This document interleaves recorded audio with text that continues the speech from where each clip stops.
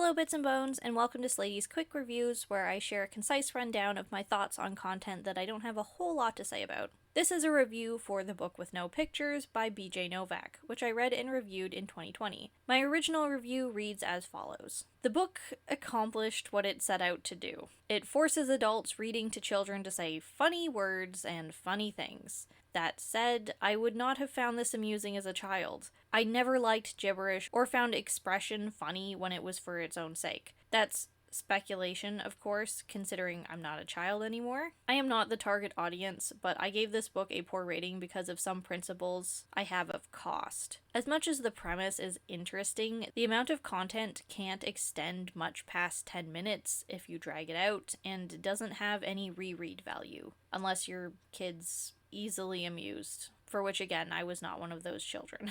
I am fully aware that hardcovers take more money to produce and distribute, but for the lack of content, that feels like a cash grab behind a big name. Make it a paperback, or make it a zine for that matter, and drop the price by half. And now a word from Presence Lady. I stand by my review of The Book with No Pictures, and I don't care that you might think it's stupid to review a children's book when I'm not the target audience, in either regard as a child or a parent. But I called them like I sees them, and this one is a cash grab. The lines aren't very witty, they don't rhyme, they are basically gibberish, and I know that was the intention, but it relies entirely on the parent's ability to be silly to engage the child rather than the content itself. You know what engages kids? Fucking pictures.